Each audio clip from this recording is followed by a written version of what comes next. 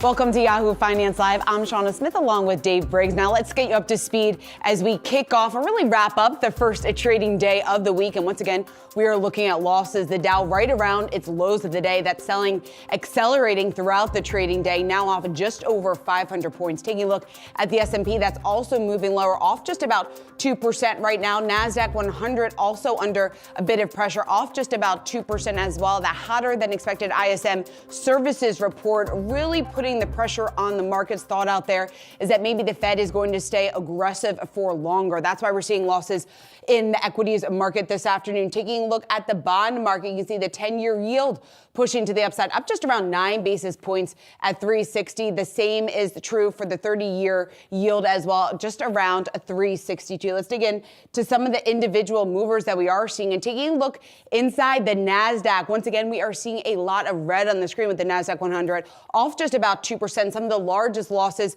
coming from some of those big tech names. You have Apple, Amazon off just around 3%, Microsoft off about 2.5%. But look at Tesla. Tesla now off just about 7%. Reports that it's cutting some of its output from a factory in China. That is placing pressure on the stock this afternoon. Taking a look at some of the other selling that we are seeing play out across the market. Bank stocks, once again, leading to the downside. You have JP Morgan, Bank of America, Wells Fargo off just around 4.5%. And wrapping it up with the sector action this afternoon, utilities, healthcare, consumer staples, the best performers of the bunch, if you can say that on a day like today, but energy by far the biggest laggard, off just over 3% right now, Dave. Let's say the cleanest shirt in the cleanest shirt in the dirty bin, dirty laundry bin. I know we need to work out, but we're on the same wavelength there. You understand what we're trying to say. All right, let's get you up to speed on a very interesting story.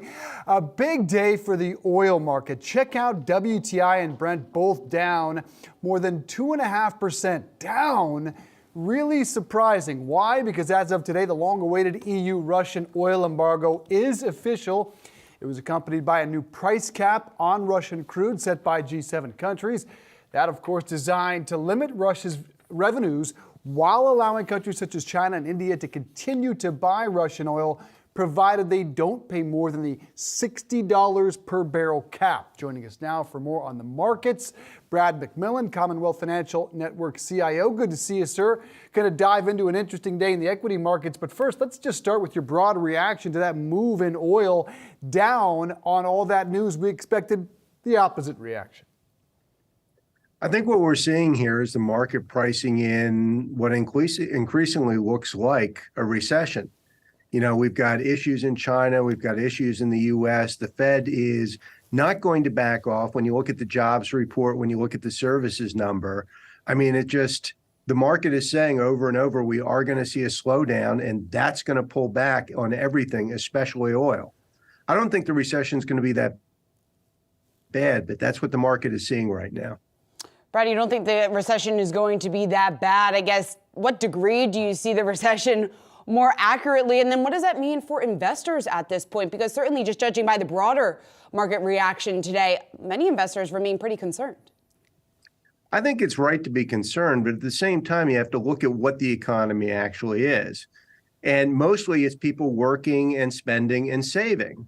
And so that's over 70% of the economy. And when you look at the bottom line of companies, that's pretty much what they're watching. So as long as the job market stays healthy, and remember, job growth has been at or above the levels we typically see in a boom. We're still in boom levels of job growth.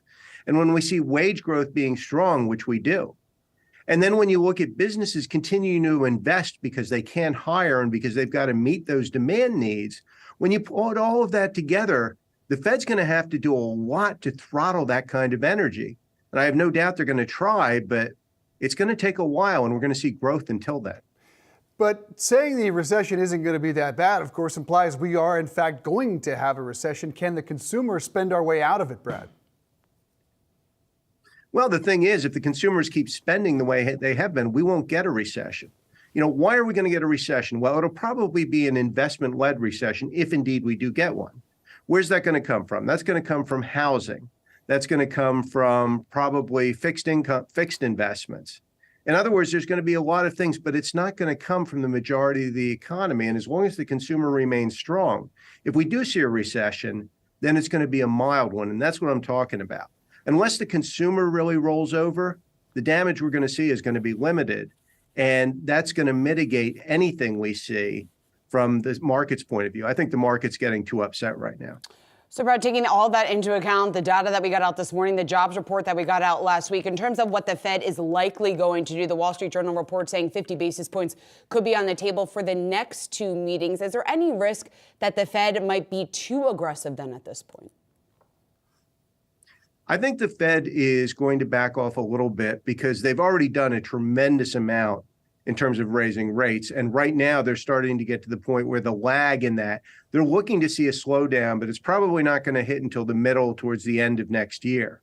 And so right now they're going to back off a little bit, but they're going to still keep going. 50 basis points this meeting, 50 basis points the one after that. And then we're going to see. But if we see job growth, if we see wage growth, I see them staying at 50 and just keeping going because that's what they're going to have to do. It sure would be interesting if they have been overly aggressive. We would see it, of course, first in the housing market. I know you've been watching that. What are you seeing? Do you see signs of an imminent crash or just a leveling out? Well, the real question, when you say a crash, everybody's thinking of 2008. Yeah. And we're not going to see a 2008. And the reason for that is demand. When you look at the demographics, when you look at the ability of people to spend, when you look at the sheer number of households that are looking to find a place to live, we don't have the excess supply that we did in 2008. So because of that, we're going to see prices moderate. We're going to see prices go down. They're already down significantly in many markets. They might go down a bit further, but we're not going to see a crash. And when the Fed does start to back off, and remember, we're seeing inflation starting to roll over, so the Fed might not have to push that much harder, even if the economy grows, then I think you're going to see the housing market recover faster than people think. Brad, let's talk about overseas because a number of Chinese U.S. listed stocks on the move this afternoon. Morgan Stanley was out with the note saying that China factors are improving. They referenced the potential for COVID rules to be relaxing, also saying that property market there seems to be stabilizing. Are you seeing any investment opportunity there just yet?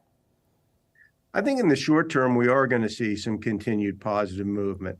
I think the Chinese government is adjusting their policy.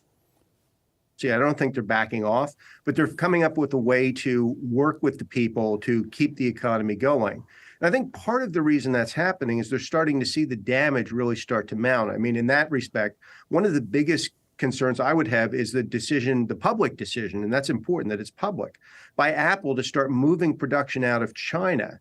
Apple's a bellwether company. They've hung tough even through everything over there.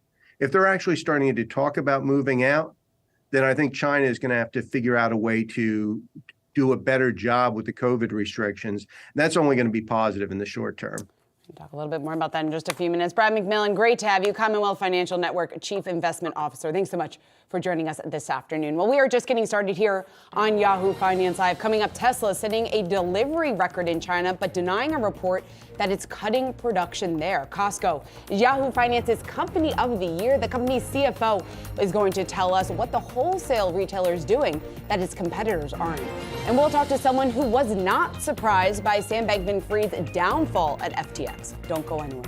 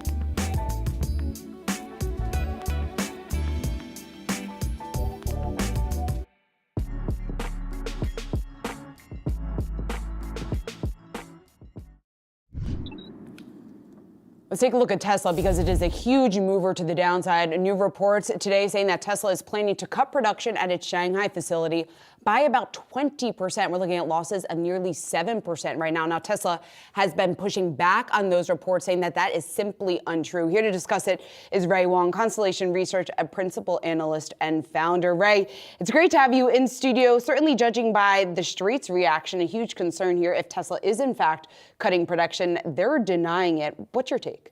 Well, I look at it this way. The market is growing. China reopen is actually happening. And if you look at their ability to actually crank out more than 100,000 units per month, they're set to go 1.2 to 1.5 million out of that gigafactory.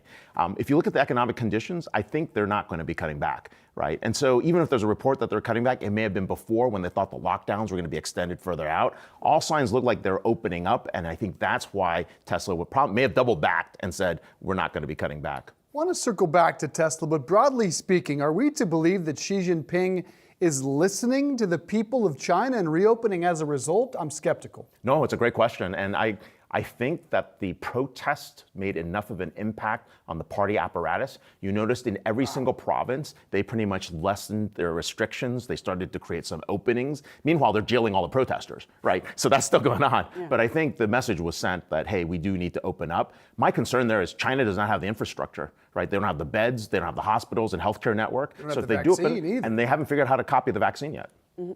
Right, when you take a look at Tesla, where it's trading today after this drop, right around 181 a share. You have a price target on it right around $200 a share. What's it going to take to get us there? And are you confident Tesla's going to have that momentum? Because we're not only talking about Tesla, but of course the distraction with Twitter has some Tesla investors a little bit concerned. I'm not worried about Elon. That guy can multitask. He's got massive ADD. He's on the spectrum, and he's going after everything at the same time. But you don't think he has too much on his plate right now? Not at all. He's got great lieutenants that back him up at SpaceX, back him at Tesla, Boring, and Neuralink. You don't have to worry about that. The real issue is the subsidies that China provides for the EVs expire at the end of the year. And that could be the pullback reason. But if you see that race between BYD and Tesla, it is a huge race, right? They're cranking neck and neck on 1 and 2 in China. And China right now is something like 35% plug-in and 23% like pure electric. I mean, hybrid, right? And that number is only growing. So almost 60% of their marketplace is electric or hybrid.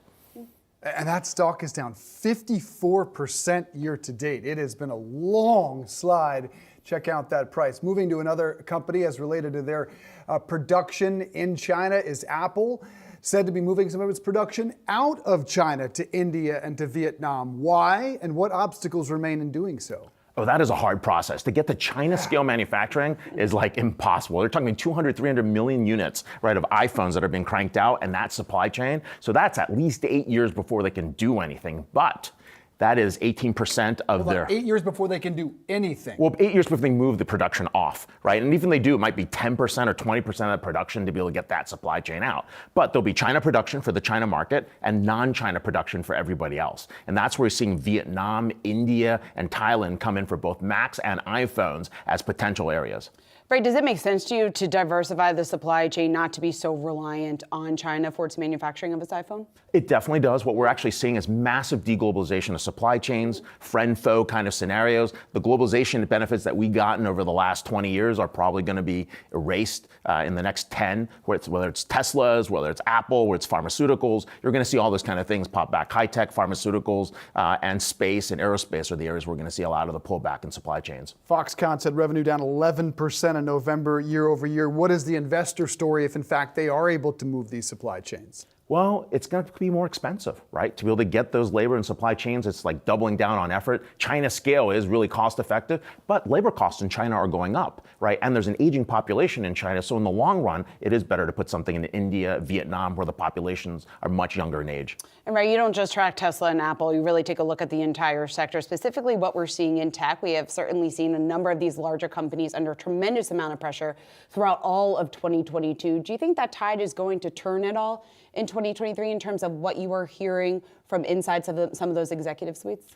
The problem is the macro perspective. With interest rates so high, I mean, look, the IPO market sucked this year. It was so bad, right? If you look at the tech IPOs, that was in bad shape. If you look at revenues and revenue forecasts, they're down a little bit. They're still growing for the most part, but half the tech companies reported lower guidance and the other half held guidance. And you're starting to see that pressure happen, especially in cloud stocks, right? It just came back from Amazon reInvent, right? And you could see the tension there. People are trying to figure out how to consolidate cloud spend. They're trying to figure out how to get the most out of their AI and automation investments. But there's a lot of investment going in analytics, automation, and AI. You surveyed chief digital officers in regard to spending, hiring, and of course asked them at the end their outlook for next year. What'd you find? Oh my God, this is crazy. We surveyed this Constellation Research CXO Business Confidence Survey. We asked, how's spending going to look? Going up. How does hiring look? It's going up. What do you think revenues are going to happen? It's going up. This is majority, like 55 to 60% all said that. And they said, where are you investing? Analytics, automation, AI, and cloud. And then we asked that last question, just like an MPS. Do you think 2023 will be better than 2022? And the answer resoundingly no. 2 out of 3 said no. So we'll see what happens. So then why would they be hiring? Because I mean, certainly we contrast that to what we've been hearing in recent months. A number of the larger tech companies have been laying off workers. Others suspending most of their hiring right now. It's interesting to compare that to what you're hearing. Well, the bottom line is this. We used to have 3 jobs for every applicant. We're down to 2. Yeah. So the hiring ranks have actually come down, and now we're actually doing real cuts, and that's what's happening. But why are they optimistic? Because in order to get there, they don't have enough people. They don't have enough capability, so they're betting on automation and AI. They're betting on tech spend in order to get there, and they still have the same mandates as they did before.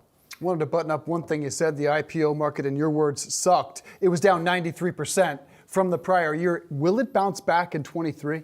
Yes, there's a lot of IPOs on the horizon that are coming that you're going to see. I think people are waiting for the interest rates to stabilize. If the Fed can get to 50%, then to a 25% increase in January, I think we're going to actually have some 50% in December and 25% in January. I think we might have some hope.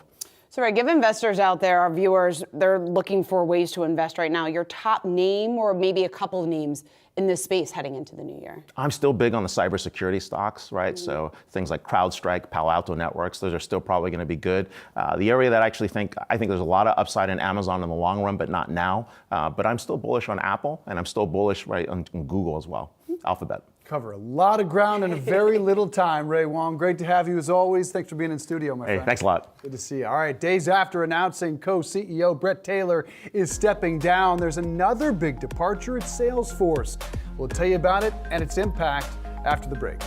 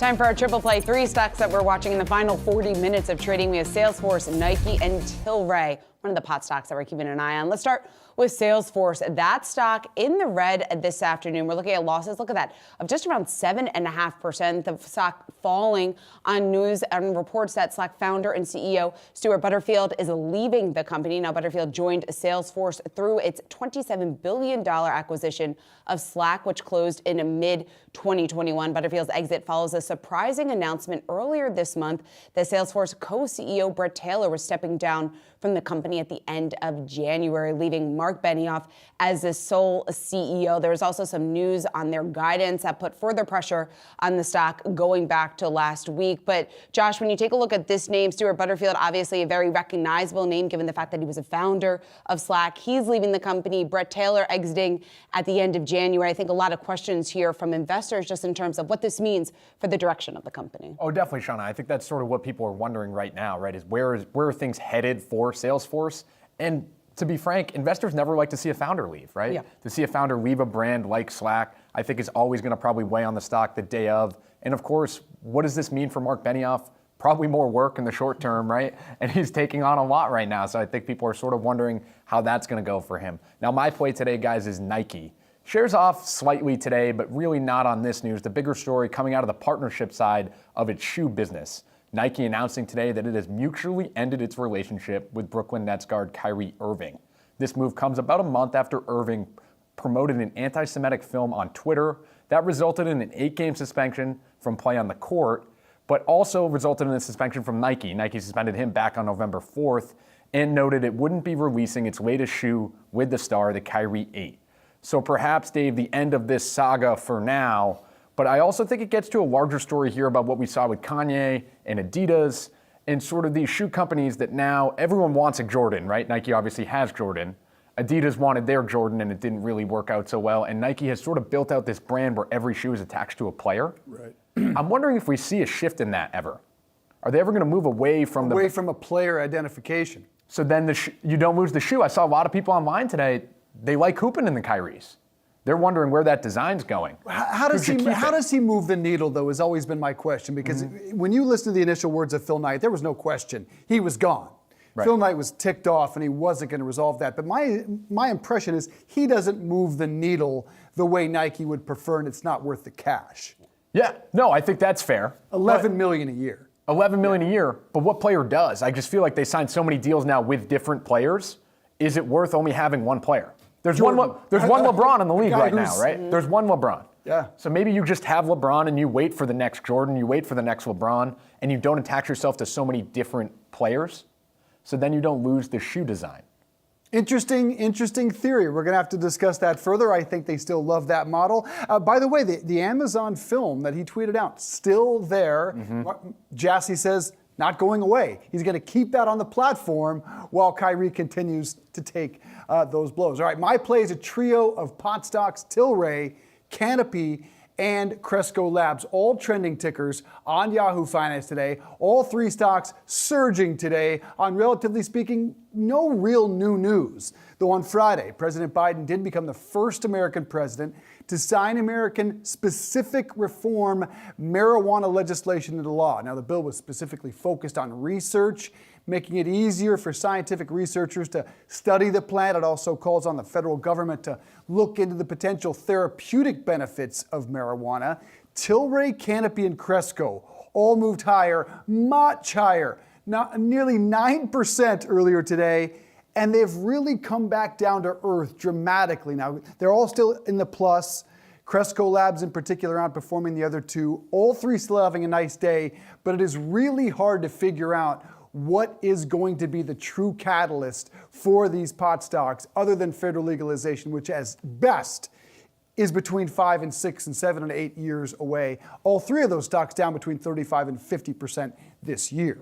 Yeah, I mean, I think it's just another case of investors looking for any sort of piece of good news. It's hard to make sense of the way that many of these stocks have traded. I think investors initially were very hopeful going back a couple of years in terms of what we could potentially see on the federal level. But like you said, any movement there is likely years away. So I think that is why whenever we get a tidbit of good news or negative news, we see pretty dramatic fluctuations in the prices of these stocks. And then you also see the people that made a little bit of their money back, right? Sort of saying 10% in one day on a stock that hasn't done well. For some people, I think it's an easy way out, and that's why those stocks move so much within the day. You're also seeing all three of those begin to diversify their product lineup outside of cannabis into liquor, into beer, into sports drinks, because they realize it's a long-term story with cannabis. All right, thank you, Josh Schaefer. Ahead, Costco is Yahoo Finance's Company of the Year. The company's CFO tells Brian Sazi how its Kirkland brand is giving it an advantage over its rivals. Next.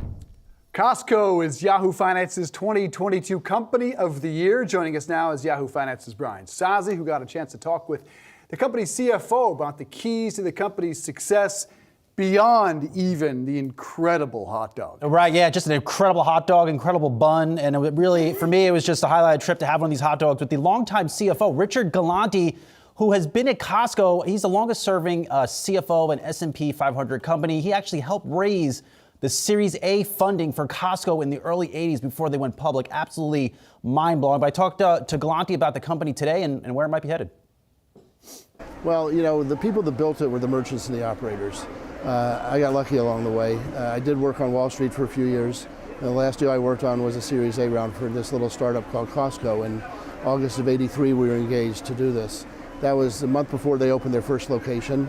And I joined in March of '84 after they had 4 locations. So the day I arrived, I was replacing somebody who was here for a very short period of time. Everybody thought I knew what to do.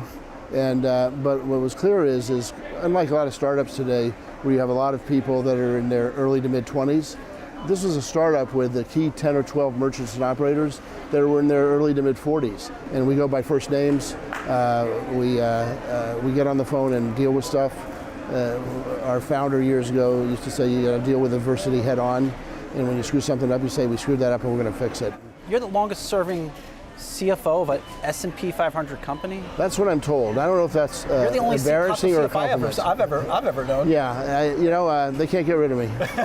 And I've been very fortunate. As my dad said many years ago, I was very lucky. I stepped in something and came out smelling like a rose. And I joined a company that was great, had great people running it that had experience. And hopefully I've done a good job helping that process. Costco has won the Yahoo Finance Company of the Year, coveted award that we give out each year to some best-in-class operators. And we chose Costco, among many reasons, is that your sales this year have been off the charts in a year of rampant inflation, eggs, butter, toothpaste, you name it. Why is that the case? Why have you won in this environment?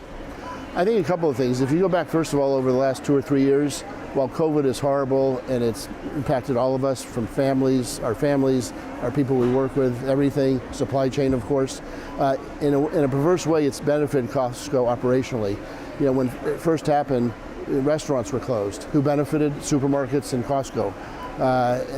During the summer, when people weren't traveling and people weren't going to concerts and ball games, what did? They bought stuff for the house, furniture, barbecue sets, electronics. So in many ways we benefited. While certain departments were hurt in a small way, others were helped in a big way.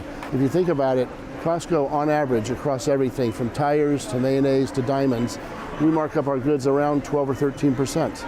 You know, supermarkets are in the mid to high 20s. Home improvement centers are in the low to mid 30s.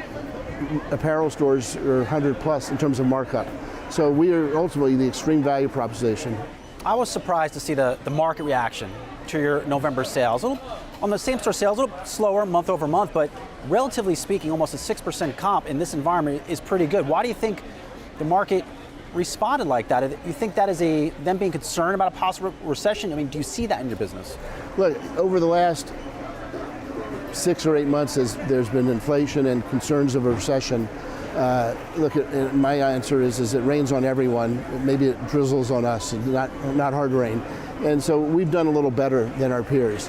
This was a slight downtick in those numbers. And as one of the analysts said, in some ways we're priced to perfection. We sell at a very attractive multiple. We're doing well. You know, I've been to this rodeo many times over 38 years and 6 years as a public company. We are just going to keep working to drive sales and drive value, and nothing goes on a straight line. And we feel good about what we're doing, and we think we've gotten through the supply chain challenges as good, if not better, than anybody out there. And we're going to still drive sales. So does it overreact both ways, up and down? Sure. Richard, it seems like there's a Costco on every block, in every state, every city, but that's not the case, right? It's not the case, but there are quite a few. We have about 570 plus in the U.S., 843, I think. This is our 843rd one worldwide. And we're in 46 states in Puerto Rico and 12 other countries. And we open around 25 a year right now. And about 2/3 of those are still in the U.S. People are always asking, isn't the U.S. saturated between us and our competitors? And we keep finding more market opportunities. And as our sales have grown, I think this location here, Lake Stevens, is a great example. We have several locations within 15 or so miles, two or three locations.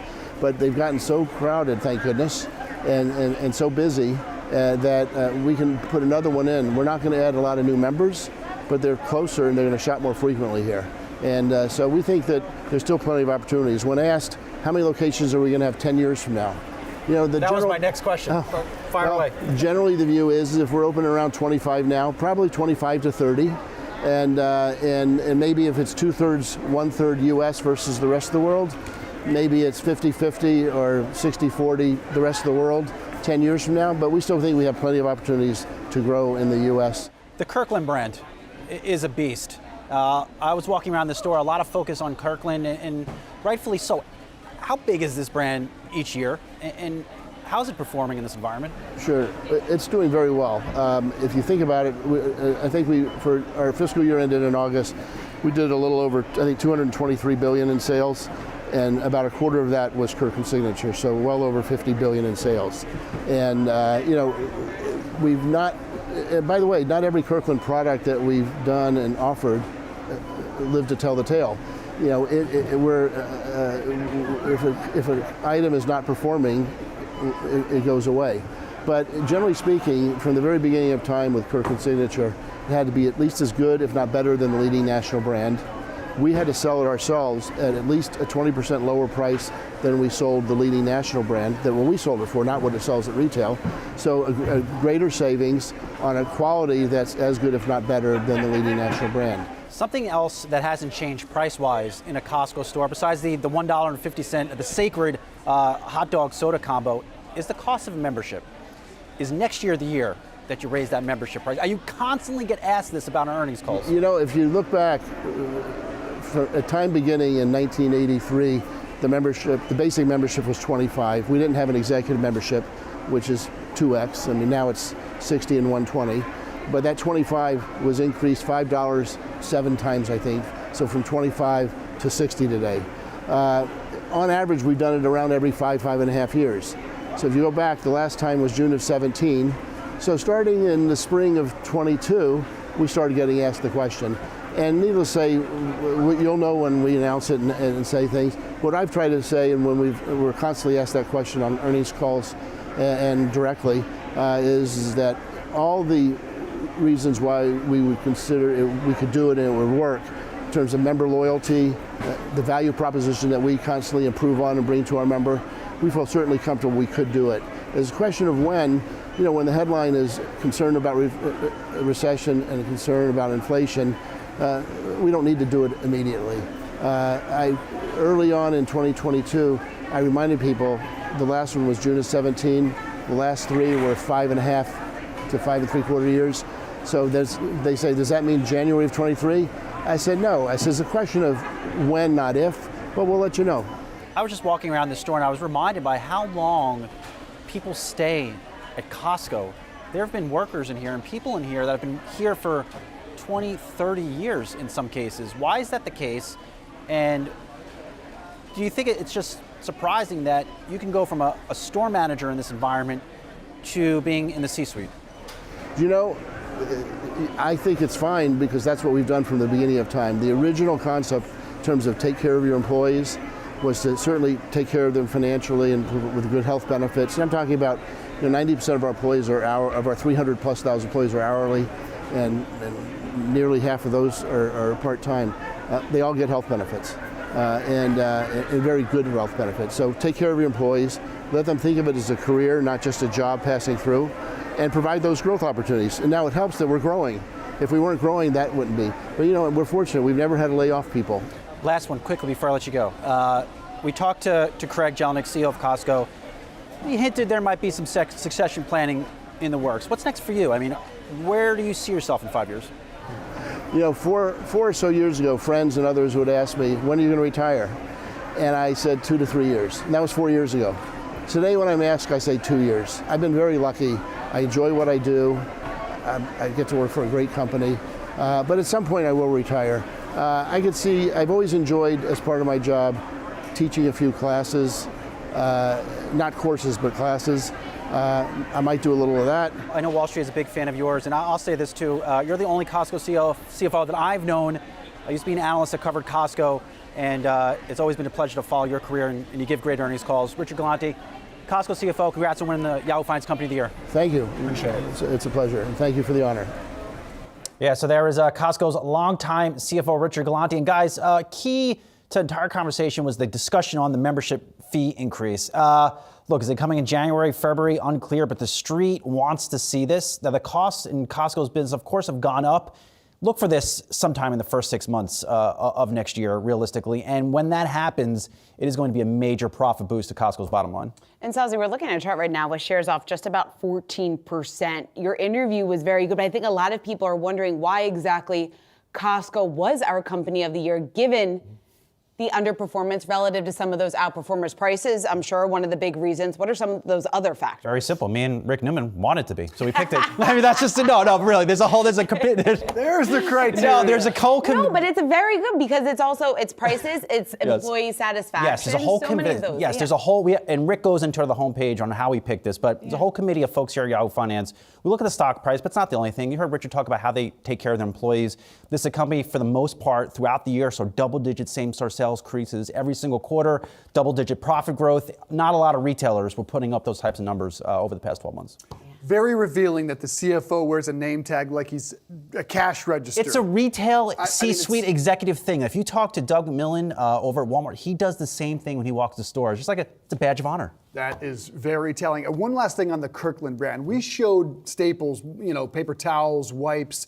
What's remarkable about Kirkland is golf balls, tequila. I mean, we're talking about discretionary items to say the very least. When their hoodies come out, people in their 20s jump online and overpay for them. How do you account for that? But I think Richard summed it up well. This Kirkland brand is not crap. I mean, usually when you hear like private label products, you don't even want to go anywhere near it. The food doesn't cook right. It doesn't last in the oven. It doesn't wash well. This is a high quality product, and he is correct. In many cases, this is better. These products are better than the name brand stuff. You could see it by the store behind you. It was so crowded. And it is weird because this store was pretty much, I would say, open in the middle of nowhere, dark road. The crowd was there, maybe 150 people. Within 2 hours, the place was packed. You thought the store was there for about 15 years. Very, very loyal customer base. Brian Tazi, awesome job. Thanks so much. Try the tequila, guys. I got it. Kirkland tequila is excellent. Buy me a bottle. I didn't even know they had a Kirkland tequila. Learn something new every day, right, Sas? Thanks so much for that. Well, coming up next, Meta testing a new age verification features to its dating service. We've got the details for you next.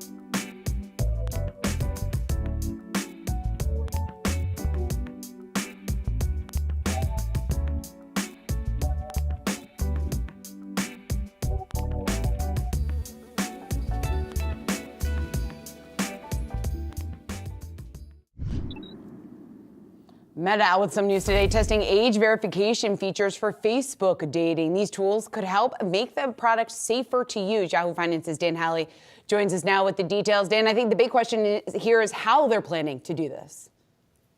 Yeah, this is interesting. According to Axios, which got this information from Facebook, Meta is going to be using users' own selfie videos as well as IDs to try to identify them to ensure that they're of the right age to be joining a service like Facebook dating and to, essentially keep teens out. And they say that they've done this to some success with Instagram, getting 96% of teens or users who aren't supposed to be using the service or preventing them from using the service through these means. So, it looks like this is going to be something that will be beneficial to them, but whether or not it'll help them better compete with the likes of, say, Match.com or something along those lines remains to be seen. They're still a relatively small company as far as the dating business goes. So, but a positive point in ensuring that the users are who they say they are. All right, Dan, to Twitter now, where Elon Musk came in like a tornado and blew off all the advertisers. They disappeared. Now, quietly, it seems they're coming back. Two of the biggest, Apple and Amazon. What do we know? Yeah, it sounds like we're getting Apple, or Twitter is getting Apple back on board, and then Amazon as well. The companies seem to have stopped or pulled back a lot of their advertising in the immediate aftermath of Elon Musk taking over.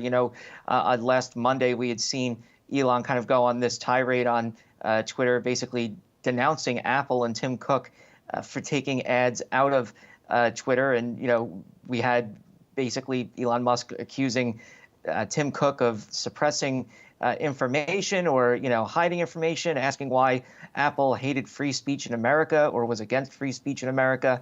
Then they had kind of a, meetup, I guess, at Apple's HQ, and everything's, A-OK between them. But now it looks like we're going to see advertising from Apple back on the platform and Amazon. And that's important because we've not only seen other advertisers pull back from Twitter, but, the general slowdown in the global advertising space. So this is a benefit to Twitter, but it also has to do with a deal that they were offering as far as pricing and discounts for companies. And so it seems like these two big tech companies are jumping on board and taking advantage of that. Dan, let's also talk about Microsoft, another company that you follow very closely. Some news out just in terms of the pricing of their games. It looks like it could go from $60 to $70. What can you tell us about that? Yeah, this is not exactly unprecedented, the idea that they would be raising prices to $70. There's some games out there that are already $70. Microsoft previously said that they're going to have to raise some prices. Otherwise, it's just going to be an untenable situation for them with Xbox.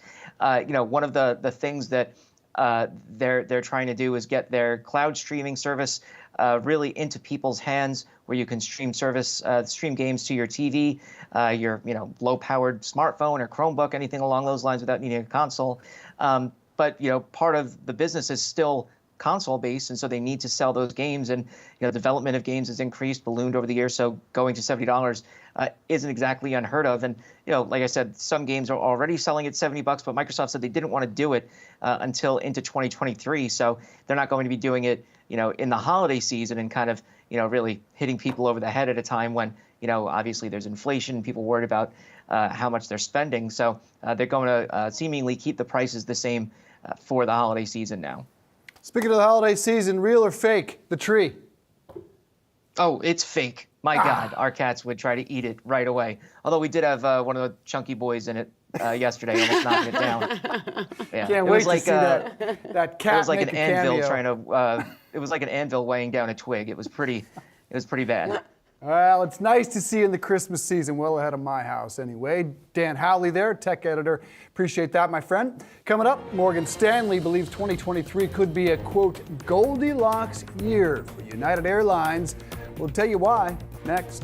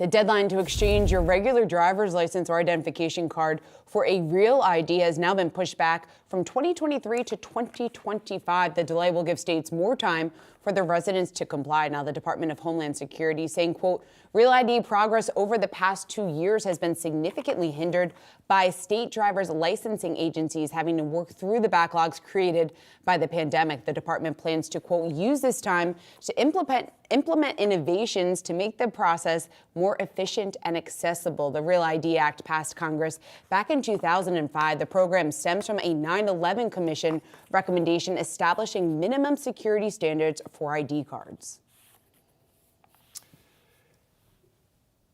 Well, anyone who's purchased an airline ticket recently knows this may not be a great time to fly, but it just might be the ideal time to invest in the airlines. Shares of United taking off earlier today on an upgrade from Morgan Stanley to overweight. They have since come back down to earth, but still a pretty solid day to start this week. On that news, analyst Ravi Shankar writing, UAL seems on track to exceed its 2023 guidance and to hit its 2026 guide issued 18 months ago, something even the biggest UAL bulls may have considered difficult at the time. Shauna, Stanley Morgan sees 2023 as the Goldilocks sweet spot, no longer too hot, no longer too cold, just right. What do you think?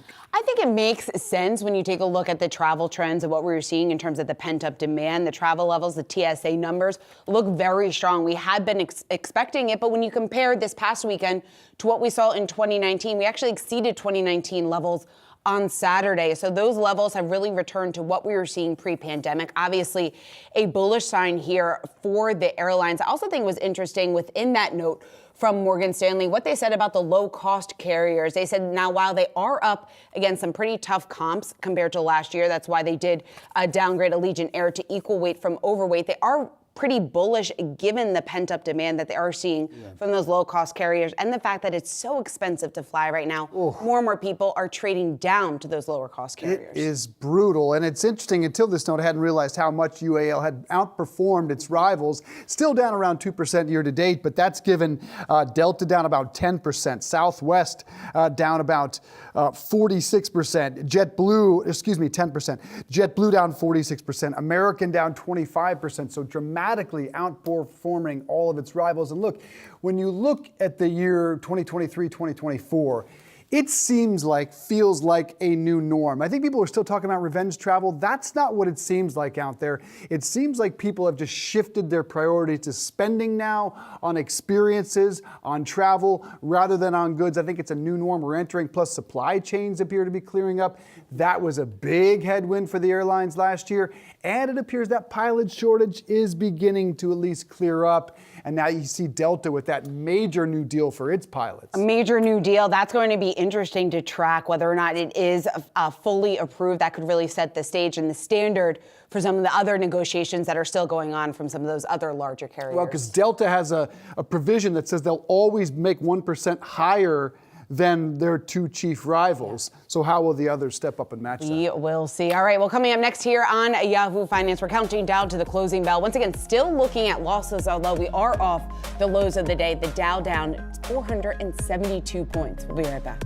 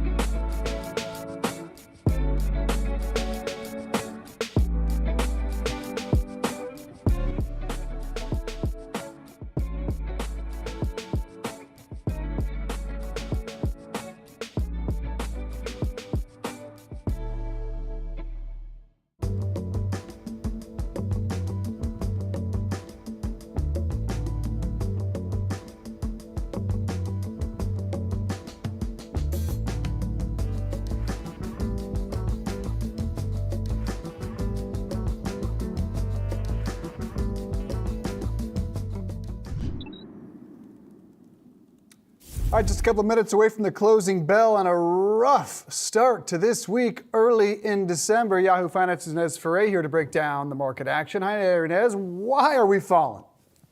Oh, yeah, we are seeing right now the Dow that's down 470 points, the Nasdaq down 1.9%, the S&P 500 hanging around the 4,000 level.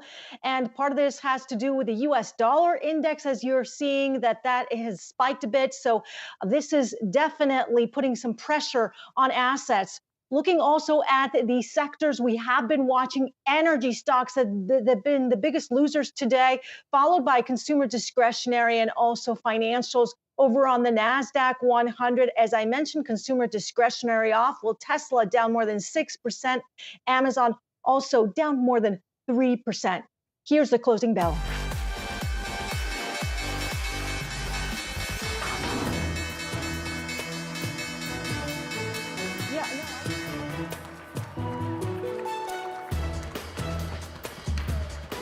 And that wraps up what was a very down day on Wall Street. I guess a glimmer of hope there, closing off the lows of the day just slightly. Dow off 483 points, S&P off nearly 2%. The Nasdaq, the worst performer of the three major averages, off just about 2%. In terms of the sector action, all 11 of the S&P sectors trading to the downside. Consumer discretionary, energy, both of those sectors off just over 3% today. Let's bring in Jeff Klingelhofer. He's co-head of investments at Thornburg Investment Management. We also have David Scranton, Sound Income Strategies founder and CEO. Dave, let me start with you just in terms of the selling pressure that we saw this week, the losses being led by, or today, excuse me, the losses being led by energy and consumer discretionary. Just your takeaway from some of the concern that's clearly on the street right now.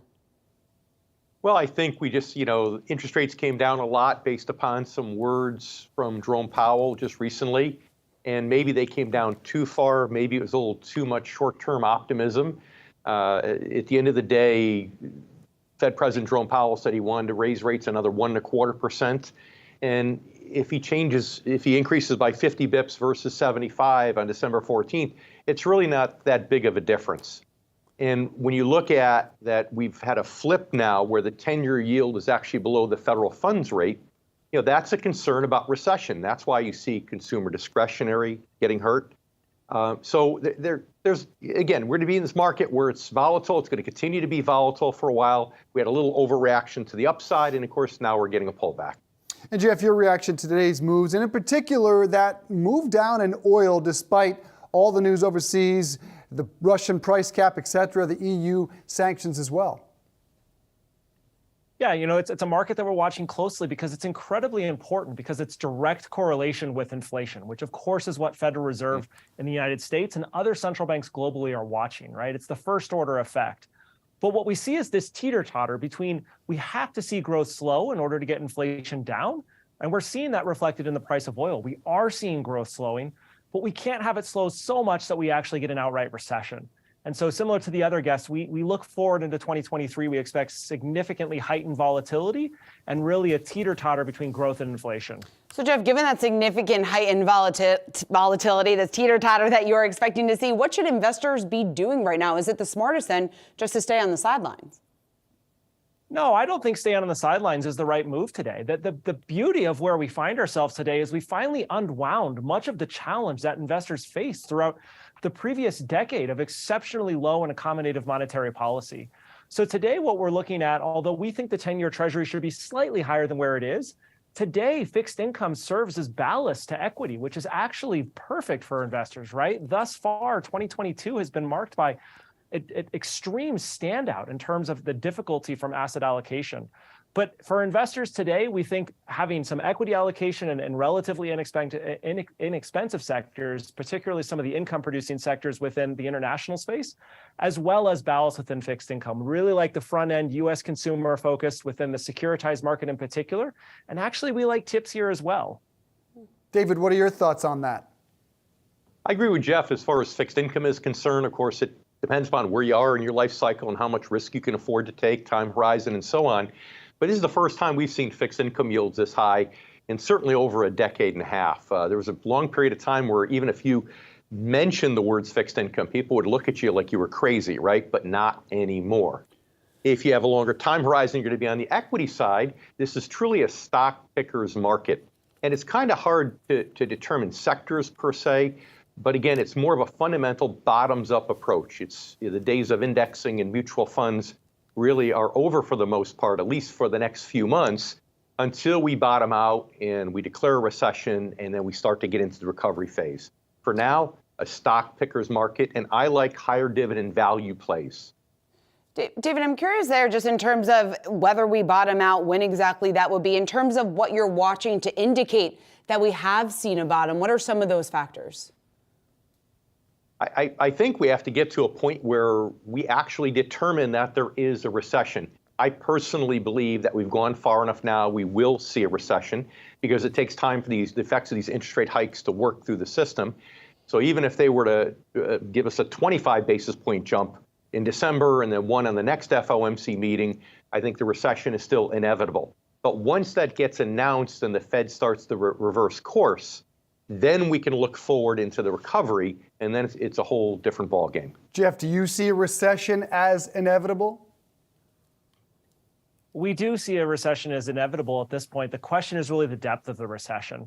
And what we're looking for in order to really get the magnitude of that is very close eye on the consumer in particular, where we look at credit card remits on a monthly basis and the consumer remains incredibly strong. What we've seen is the savings rate dip to one of the lowest in the entirety of the time series, right? Where the consumer is still willing to dip into savings, spend COVID stimulus to support consumption. We need to see that begin to bottom. We need to see the savings rate begin to come back up. And ultimately, we need to see the bottoming of unemployment, which we haven't even begun to see, and really is what Chairman Powell has told us time and time again. They need to see a further weakening in the labor market, which we haven't even begun to see today. David, what about outside the U.S. in terms of any opportunity overseas? Morgan Stanley out saying that they're taking another look at some Chinese-related stocks. Are you seeing any reason to buy some of those beaten down names? I personally am not ready to go to China yet, per se. However, with the dollar being as strong as it is today, one could certainly make the argument for making some international purchases. Now, you know, the counter argument is, oh gosh, we're going to have a recession. It's going to cover most of the globe. And of course, the flight to quality usually is the U.S. bond, and therefore pushing the dollar up even further. But you know, I don't see that the dollar has that much more upside potential. So yes, looking at international, if you know what you're doing, it could be the right time. All right, we'll leave it there. David Scranton, Jeff Klingelhofer, appreciate you both being here. Thanks so much. Coming up, Moody's Analytics' Mark Zandi tells us how he thinks the U.S. could avoid a recession. Stick around.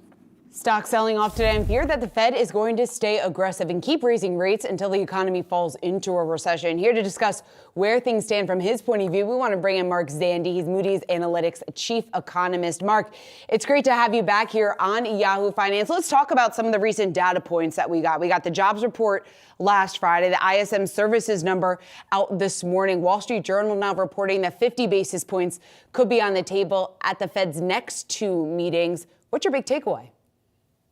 Well, I think the economy is resilient, but its growth rate is moderating slowly, but steadily. And I think it will continue to moderate under the weight of the higher interest rates. I think that, the Fed will continue to raise rates. The terminal rate get at least to 5%, but given the broader resilience in the economy, consumers, businesses, hiring, I think we can navigate through. We've got a fighting chance of navigating through the next 12, 18 months without actually going into recession. It'll be tricky. And, under any scenario, it's going to be a bit uncomfortable. But I think recession is not inevitable. Primary concern of that latest jobs number being wage growth. How concerned were you? Yeah, I mean, if I were going to write it on a piece of paper and say, hey, what would I like to see? It wouldn't have been 5%-ish. That's kind of the underlying rate of wage growth as measured by average hourly earnings in the report. We need something closer to 3.5%. But I think all the trend lines suggest we're headed in that direction. I mean, job growth is slowing quite significantly. Underlying job growth is 250K per month. We were at 600K per month at the start of the year. Other indicators suggest that we're going to see further slowing in job growth. Hours worked decline. The number of people working in the temp help industry weakened. That's a leading indicator of future job creation.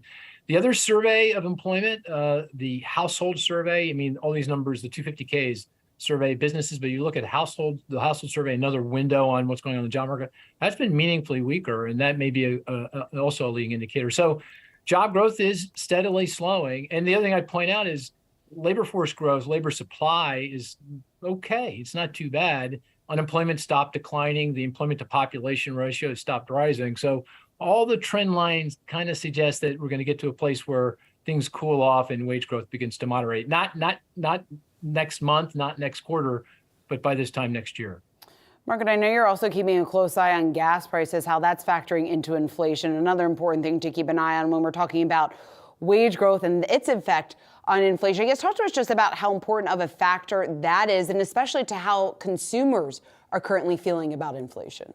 Yeah, that's a great point, Shauna. So I do think that one of the key reasons why wages took off here beginning this time last year, was the jump in oil prices, gasoline prices related to the Russian invasion of Ukraine. And gasoline prices, oil prices, they play a central role in people's thinking about inflation. I mean, it's a price that they observe every day that they go to work. They pay it at the pump once a week. So they see it, they feel it. It really is what's key to driving inflation expectations. So when oil gasoline prices surged to record highs, I mean, back in June of this year, we were paying $5 for a gallon of regular unleaded, a record high. I think that's when workers said, hey, Mr. Employer, you need to pay me more to compensate. And that's why we've seen this inflation metastasize. But now with oil prices in, gasoline prices coming down, we're at $3.50 for a gallon of regular unleaded, headed lower. If nothing disturbs that, obviously a lot of risk around that, but if nothing does, then I think wage demands will moderate as consumers' inflation expectations moderate along with the lower oil prices, gasoline prices. Of course, you have been watching the housing market, the first indicator of Fed success or lack thereof. Do you see prices leveling out? Or are we talking about a major 20% type correction some are still predicting? Yeah, somewhere in between, David. So not 0, not 20. If you told me down 10, peak to trough, that sounds about right to me. In the context of mortgage rates that are sitting, fixed mortgage rates are 6.5%-ish. If we hang there, and that feels like we will, that's hammered affordability and crushed demand. Home sales are way off. So I do expect prices to weaken here. I don't expect them to go down 20 or collapse, because in part, I don't think we're going into recession, in part because the quality of the borrower since the financial crisis is actually quite good. Credit scores have been very high, and they're getting, plain vanilla 30-year, 15-year rate mortgages, nothing weird or exotic like what we saw before the financial crisis, 2 years subprime ARMs, neg am loans, that kind of thing. So I think we're in a spot where we are going to see a correction in price, just because we have to, the housing market has to restore affordability. The market's just not affordable at this point for most potential buyers. But I don't think we see a crash, which would be, kind of a 20% decline. Mark, another important indicator that many on the street closely follow, the CEO optimism survey from the Business Roundtable. That was out this morning, showing that optimism is declining. There certainly is a bit more pessimism when you're taking a look at what CEO outlook is into next year, but it's not falling off a cliff. I guess your broad takeaway on that, and just in terms of what that signals to you. Yeah, it's bizarre, isn't it? I mean, I've seen many business cycles, many recessions. I've never seen kind of this broad-based pessimism, particularly among CEOs of companies. They're generally, glass half full kind of people, looking on the upside. So it is, surprising. One possible takeaway from that, though, is you actually need business people to be cautious for the economy to slow sufficiently to quell the inflationary pressures. So if businesses run by CEOs that are very nervous about the economic outlook begin to pull back on investment and hiring and that's kind of sort of what we need. So that may help, forestall recession. The other thing I'd say is the key to recession, though, and by the at the end of the day, a recession is a loss of faith. It's business people losing faith that they can sell whatever they produce, and they start cutting jobs. It's a loss of faith of consumers that they'll hold on to their job and they stop spending. So it's really the change in sentiment that really matters. And people can feel blue and not great and ugly, but if that doesn't collapse, then I think we can avoid an economic downturn. But if sentiment really starts falling very rapidly, that means people are losing faith, business people, consumers are losing faith, and that would be a tell that we in fact are going into recession in the not too distant future. As for that consumer market, it's been another confusing dynamic where savings continue to plummet and credit balances continue to skyrocket, increasing more than they have in some 20 years. How long can this dynamic hold up? A while. That decline in saving rate represents all that extra savings that people did during the pandemic. I mean, they're drawing that down now because of the high inflation, but they have significant amounts of cash, sitting in the bank account that they saved during the teeth of the pandemic, and they're now using it. So the saving rate, the measured saving rate is low, but they're able to supplement their income with their purchasing power with that excess savings. So that's a good thing. Of course, low-income households, that's not the case. They have drawn down their excess saving and then some, and now they are turning to credit cards and unsecured personal loans to help supplement their income. And that can't continue for very long. At some point, they're going to be tapped out with that. But at the end of the day, the folks in the top third of the distribution of income account for over 2/3 of the consumer spending. So it's not great. The economy is not going to thrive. Again, it's not going to be, it's going to be a struggle over the next 12, 18 months, but the economy can continue to move forward as long as that top third of the distribution keeps spending. And right now, they got a ton of cash. I guess that's a glimmer of hope there. Mark Zandi, Moody's Analytics Chief Economist. Always great to have you. Thanks so much for joining us this afternoon. Take care.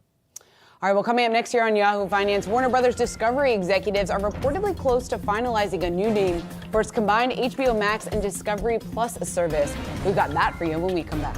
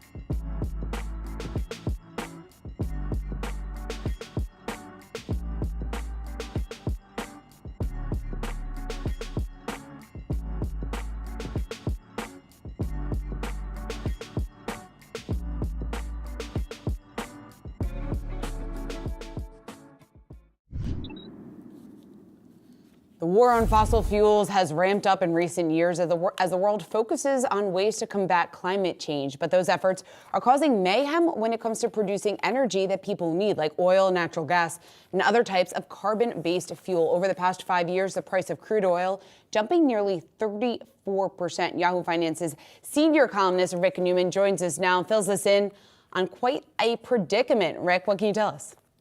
Hey, Shauna. I mean, obviously, all year we've been paying attention to the problem caused in global energy markets by Russia's invasion of Ukraine. And that is very important, and it will remain very important for as long as that war is underway. But there's something else that's also really important that's going on. Obviously, there's a big push in the United States and in Europe and in other countries to invest in renewables and other forms of green energy to deal with climate change and global warming. And that is necessary. But there's something else that is also necessary that is not happening as much, which is safeguarding the supply of the fuel that everybody needs today. And that is oil and natural gas mostly. And we have seen the effects of moderate cutbacks in new capacity for oil and gas. But this oil and gas is not going anywhere. We're going to need oil, just as much oil as today, for like at least another 10 years, and perhaps as much natural gas for the same period of time. And we are not investing in that part of the energy infrastructure. So there's a big piece missing from this energy transition from fossil fuels to green energy. This is a very complicated story, and I've tried to lay this out as clearly as I can in a piece we just published. But just one thing that I find extraordinary that I came across in my reporting, we're actually seeing a huge surge in the use of coal to power electricity plants. And that is because utilities cannot get enough natural gas this winter. So coal is likely to hit new record highs, the use of coal. That's according to the International Energy Agency. And the price of coal has skyrocketed. I mean, this is the dirtiest form of fossil fuel, and we're actually burning a lot more of it. We may be burning more of it than ever, and that's because we don't have the renewable energy yet, and utilities can't get natural gas. So there are all kinds of unintended consequences that are happening, and that's just one of them. Boy, that is a strange dynamic given the long-running war on coal. So what will be the impact on prices on gas, natural gas, short and long term, because of what you just laid out? Well, let me talk about natural gas, because in ways I think this is more important than oil, which gets most of the attention. And of course, consumers pay most attention to gasoline prices, which obviously affect oil prices. But natural gas is really important because it's the leading source of fuel for electricity that utilities burn for electricity. So right now, we are seeing natural gas prices here in the United States about 25-30% higher than they were this time a year ago. And a year ago, they were much higher than they were the year before that. Natural gas prices in Europe are way higher than they were a year ago. That's because they used to get a lot of it from Russia, and they have to find new sources. This is kind of weird because we have vast amounts of natural gas in the United States. I looked into the Appalachian Basin, which is this huge deposit that runs from Maine all the way to Alabama. That is one of the largest natural gas deposits in the world, and yet we cannot get most of that gas out of there to either American consumers or put it on the global market because pipelines keep getting killed. There have been at least 5 pipelines out of there that would have gotten that gas to consumers on the eastern coast of the United States and could have exported it to Europe or other places. And we just can't get the gas out. So this is going to be an expensive winter for a lot of Americans. And in the Northeast, where they rely on heating oil, we could actually have rationing of heating oil when there's not enough to go around because they can't get enough natural gas in the Northeast. Heating oil is similar to diesel. We have a kind of a scarcity of diesel fuel right now. Like I said, this goes on and on. This is multifaceted. There's a lot to it, but something's wrong in the energy economy. And it's strange, not enough attention being paid to the short nor long-term consequences thereof. Senior columnist Rick Newman, appreciate that. Hi, guys. All right, as any parent knows well, naming your baby ain't always easy, but Warner Brothers Discovery execs reportedly do like the name Max. According to a CNBC report, that's what they'll name the combined streaming service for HBO Max and Discovery Plus. Ali Canal is here with more. What do you think about Max. Max. Now, I did reach out to Warner Brothers Discovery for a comment. They said they are still deciding, so this is not official, but Max is in the running. I think it suggests to me that they're still tied to the HBO branding, right? HBO Max, Max, not too different there. It also suggests that they could potentially be leaning in on that philosophy of more content. Different types of content is always better. I saw a tweet from Rich Greenfield from Lightshed Partners. He said that perhaps the tagline could be more content to the max or something like that. I don't know. I don't think we're going to really get a firm answer on this until the fourth quarter earnings. But isn't HBO the value, the name, the brand They've just had so many name changes, though. HBO Go, HBO Now, right? HBO But we've grown up with HBO. I don't even know why you need to change it necessarily. I'm happy it's not Warner Brothers Discovery Plus, because I feel like everyone just goes Disney Plus, plus here, plus there. Right. But we'll see. There definitely is a lot of intention that I think goes behind this decision. There's a lot of cooks in the kitchen probably giving their A lot of brand equity there with HBO. Yeah, you're I'm right. just surprised at that. Yeah, it's going to be interesting to see. Well, I mean, the streaming wars obviously heating up. There's another streamer in the news today. NBC Universal CEO Jeff Shell was making some comments about the Peacock service passing 18 million subscribers. Yeah. Comparing that, though, with some of its competitors doesn't really stand out. Doesn't stand out, but if you look at Peacock as a whole, they had 15 million subscribers in September. So to reach 18 million to date, that's a pretty big jump. And Jeff Shell, he was very bullish on Peacock, very confident during this UBS investor conference. He said that this is due to a lot of their program decisions, such as sports. He said really every sports deal that NBCU has made has involved Peacock in some capacity. He also credited the film studio, that drip off that we've seen from Hulu. But with Hulu, that was an interesting part of this conversation as well, because the future of Hulu largely hangs in the balance. Disney controls 2/3 of that company. Comcast controls 33%. And Jeff Shell said that by the time this deadline rolls around for Disney to make a decision on this by 2024, he expects Disney to give them, quote, a big check. So we'll see if they go through with this. There's been a lot of talk on Wall Street when it comes to what Disney should do with Hulu. Should they sell it? Should they keep it? But whatever it is, it's going to value the company at a very large amount of money. For example, that agreement was originally reached in May 2019, and it set Disney's guaranteed minimum equity value for Hulu at $27.5 billion. So the better Hulu does, the more money Disney's going to have to cough up. Indeed. All right, stick with us because we want to talk to you about an interesting piece regarding Hulu's founding CEO who has some predictions for the future of Hollywood and streaming, starting with the prediction that there will only be 3 major streaming networks left, not counting, here's an important caveat, Amazon and Apple. And it's not just the prediction of consolidation, Ali, because we've heard a lot about that, but it's the timeline here. And this is from Jason Kyler, an interview with the Wall Street Journal, a piece he has in the Journal today. 2 years we could be seeing consolidation. It still feels like we are in the early innings of streaming. To have consolidation that quick would be remarkable. It would, and if you think about how long everything else has taken, cable, we were just talking about this in the break, it's been a very slow death for cable. 20 or 30 years. Exactly, Yeah. So streaming, a lot of these companies just started at the end of 2019, early 2020. So for 2 years to see some M&A, that would be pretty fast, I think. And to me, the big 3, that's gonna be Netflix, Disney, Warner Brothers Discovery. That who I think will survive this streaming Did you wars. just kill the Peacock? Did you just kinda kill did. Paramount and the Peacock? I think Paramount and Peacock could combo and merge.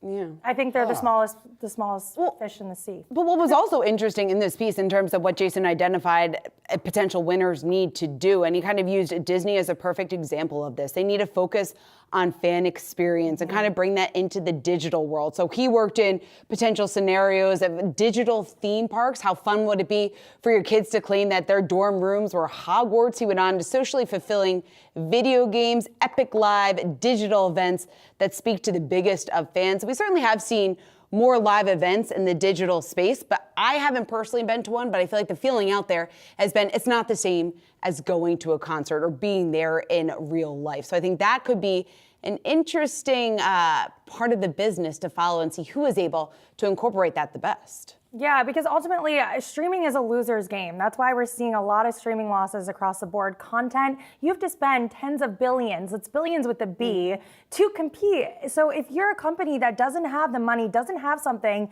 that's flowing that free cash flow, you're going to be in trouble. Yeah, and kids today, they're all about the experiences. That was a smart observation by Kyler, who says that this real scale is 300 million subs at $15 a month. That is a monster to accomplish. Ali Canal, thank you so much. All right, well, coming up next here on Yahoo Finance, seemingly overnight, Sam Bankman-Fried went from hero to villain of the crypto world. We will break down the rise and fall of the FTX founder next.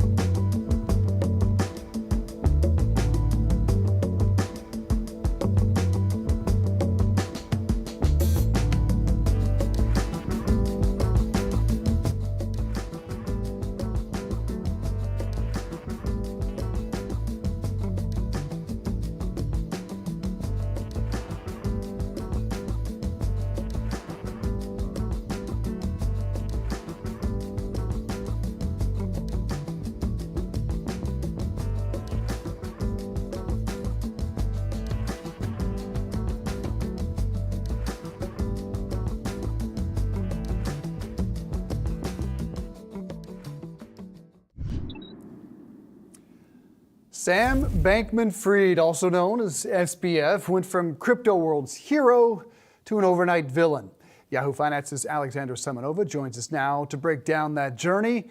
It's been an interesting couple of weeks for SBF. Indeed it has, Dave. The former CEO of fallen crypto exchange FTX is now at the center of the biggest scandal in the industry's history. Sam Bankman-Fried founded hedge fund Alameda Research in 2017, shortly after graduating from MIT. In 2019, he launched FTX and rode the crypto bull market, scoring capital from giants like SoftBank and Sequoia Capital along the way. At the beginning of this year, Bankman-Fried's company had an estimated valuation of $40 billion. That's according to data from Crunchbase. He was bailing out other crypto firms, working with lawmakers on regulation, and praised for his altruism as he donated millions of dollars to charitable causes. Now he's facing investigation by U.S. regulators, signed his crypto empire into Chapter 11 bankruptcy, stepped down as CEO, and is believed to owe customers $8 billion in assets FTX does not have. Investors in his exchange included heavyweights like BlackRock, Sequoia Sequoia Capital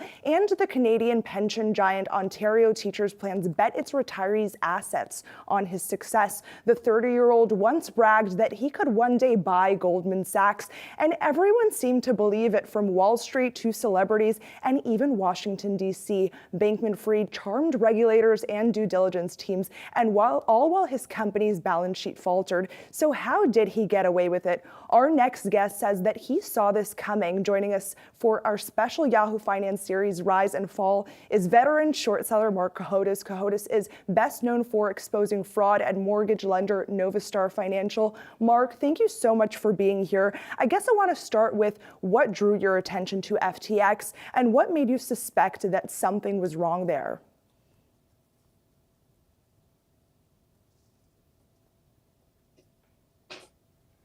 Mark, can you hear us? Seems like we might have lost audio on Mark. Mark, can you hear us at all? He's here, but I don't hear anything from them. Okay, well, he can see us, but he can't hear us yet. We sure can hear him. We'll see if we can get that audio fixed momentarily.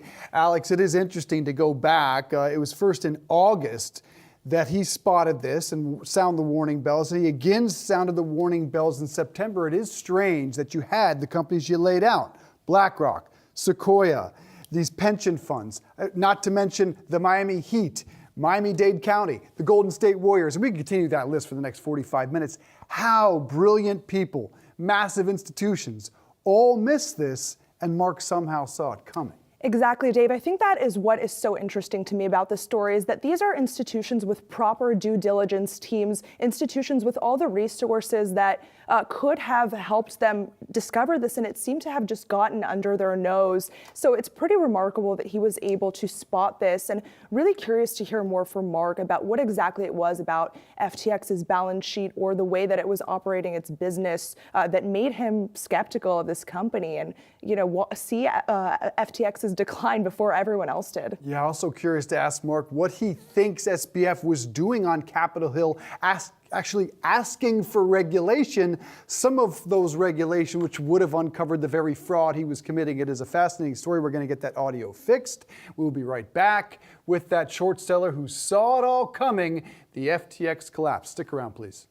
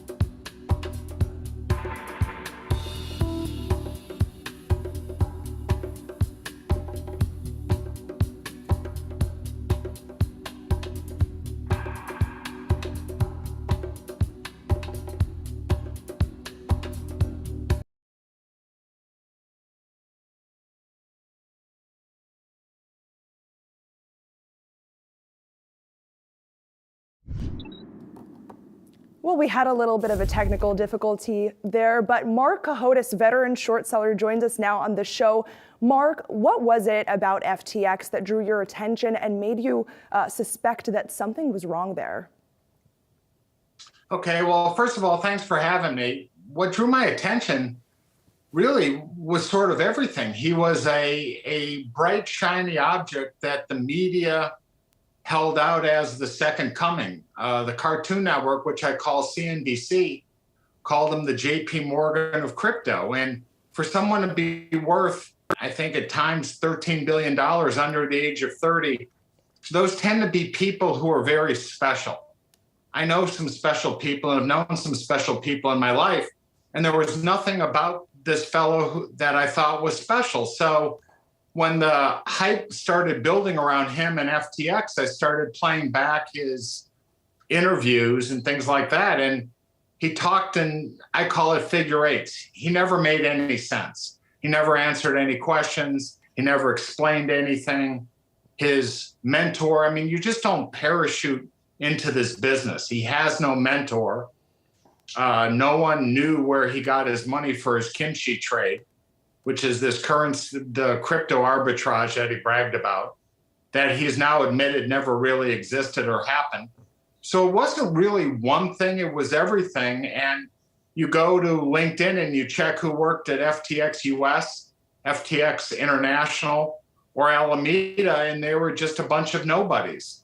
So it wasn't really one thing, it was simply everything.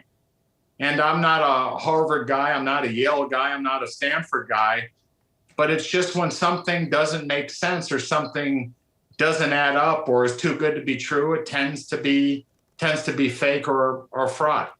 So that was really the starting point for me. Yeah, Mark, and it's one thing for the media to be fooled, but Alex laid out the names: Sequoia, SoftBank, BlackRock. I mentioned the Miami Heat, Miami-Dade County, the Golden State Warriors, half of Congress. Democrats accepted $30 million in donations. How did all of those institutions, people that claim they did their due diligence, Miami-Dade County wrote a 42-page syllabus about FTX. How did all of them miss it? Well, they missed it because the mere fact is they didn't do any due diligence and they didn't kick the tires. And we're living in a world of FOMO, of people fear of missing out. And I really, really, really fault Sequoia here because Sequoia did zero work. And they basically did a round trip with SBF.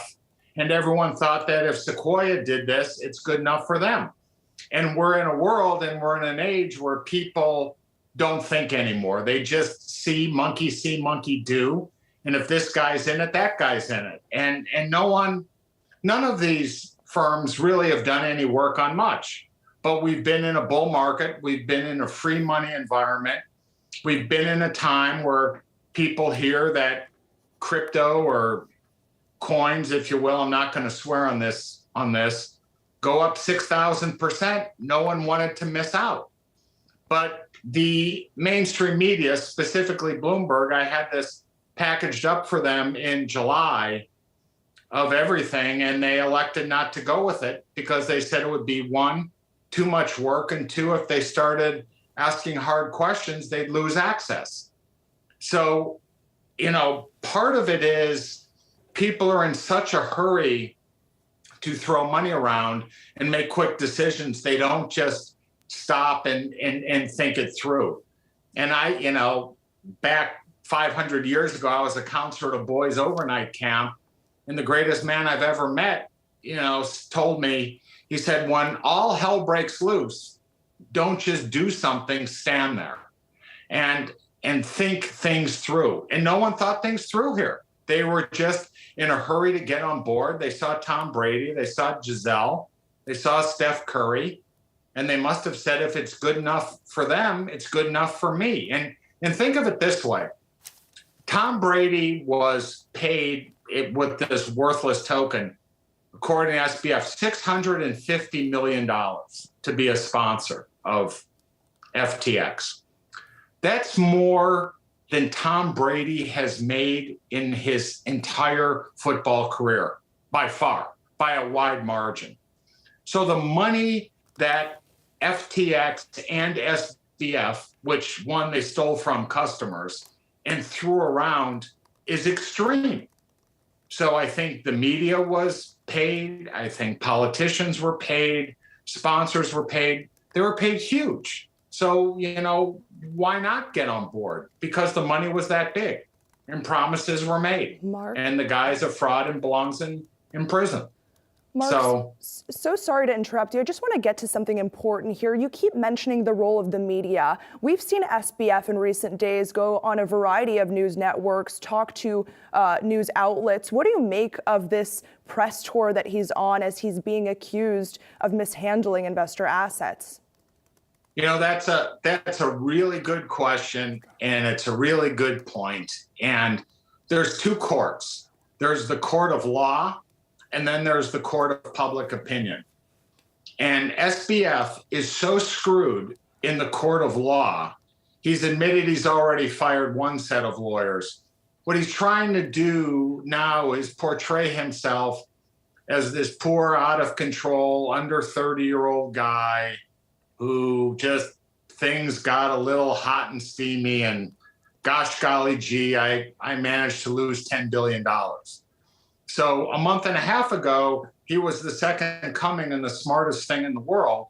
But now all of a sudden, he's just, he had these slips, if you will. But basically, he's a sociopath. And all of these frauds that I've discovered over my career or life, there's always been sociopathic behavior with the man at the top. Whether it's Lernout and Houseby or Wirecard or Valiant or Concordia or MediaVision or Novastar, all the guys at the top, you would believe them in a heartbeat because they sound so sincere or so wanting to help you, or they're so sorry, but they would sell their mother for 35 cents. So I think he's a sociopath. I think his lawyers have told him he's absolutely finished, that he's going to go to prison for a very long time, which I do believe, but it's going to happen slowly. But I think he's trying to, the same people who built him up, he's trying to go on his rehab tour. And I frankly think it's disgusting. I think it's horrible. People don't want to hear exactly what happened and how many people he screwed. They want to hear that, the girlfriend was a little out of control and they should have known better and things got a little quick and he took his eye off the ball. It's all bullshit. It's all bullshit, and I hate it. It's frankly, it's disgusting. Apologize to the viewers for the language there, but Mark Cohodes, we appreciate your passion and your knowledge and your foresight there. Alexander Semenova, thanks so much for this as well. Love to have you back and talk about the future of crypto. Shauna? All right, well, railroad shareholders at Norfolk Southern and Union Pacific filing proposals that call for an employee-paid sick leave policy after those benefits were left off recent legislation signed by President Biden last week to avoid a strike. Here now is one of those Union Pacific shareholders behind that proposal. We want to bring in Kate Monahan, Trillium Asset Management's Director of Shareholder Advocacy. Kate, it's great to have you here. So the business case, explain to us the business case here for making more sick paid leave here available for the rail workers. Yeah, thank you so much for having me. And I think there's a really clear business case. We have studies that show that paid sick leave reduces turnover, increases retention. It can help reduce hiring costs and costs that are associated with turnover. And so, there is a really clear business case. Investors have been asking other companies, not just rail companies, to, provide paid sick leave to their workers. Overall, I think also the pandemic showed us that it's not just an individual company issue, it's also a public health issue. In a recent note, November 30th, Susquehanna says a 1.5 to 2% hit if, in fact, that legislation passed that would have added those 7 sick days. What's your reaction to that? Yeah, I think, from our perspective, we're really just focused on what companies can do themselves. I think, obviously we believe that paid sick leave is important. And so any legislation that furthers paid sick leave, I think is good for the economy, is good for our portfolio companies. But Kate, sorry to interrupt, but is it bad for investors? Because that's what the note is suggesting. No, I mean, over the long term, no. And there's studies that back that up. I think, if you're focused on the short term, if you're focused on short-term profits, then, certainly not investing in your stakeholders, not investing in your workers is probably a better bet. But over the long term, that's not the case. That's not true. If you're disinvesting from your workforce, you'll see the effects of that later on. And I think we actually see that with the situation the rail companies are in right now, where they've cut their workforce, by 30% in service of precision rail, but that are now facing a labor shortage. And that I think that's just kind of how the cookie crumbles over the longer term. Different take than what we heard from Susquehanna. Kate, what about the action of Congress stepping in? When both sides can't reach an agreement, Congress then steps in. The legislation that was passed wasn't really what many of the union workers, many of the rail workers have come out, many of them very critical of what has played out over the last several days. Should Congress step in this case? I mean, I think certainly, like I said, as investors who believe in the value of paid sick leave for our companies over the long term, we would be happy to see, Congress require paid sick leave. But I think ultimately, because that didn't happen, and we're now trying to engage our portfolio companies to see what they can do independent of the public policy process. And in terms of a bigger picture, Kate, there is this war against ESG investing, and the face of it is probably Florida Governor Ron DeSantis, who calls it woke capitalism, stripping $2 billion from BlackRock. The Texas governor clearly picking up on that mantle as well. What is your argument against what DeSantis and his CFO are currently saying? I mean, I think ultimately, for us as Trillium is we've been focused on ESG since we were founded in 1982. But we're not just, doing ESG from an ESG perspective. It's also a values-based perspective.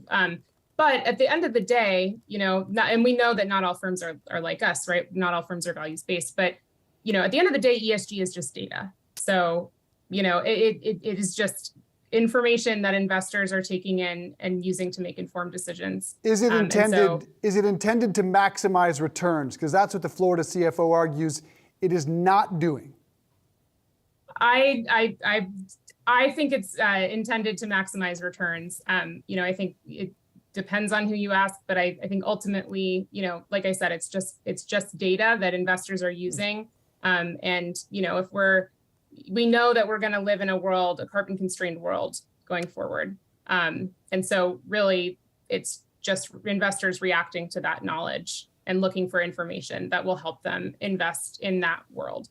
Okay, Kate Monahan, really appreciate you coming on today. Thanks so much. Thank you. All right, the biggest after hours movers are coming up next. Stick around.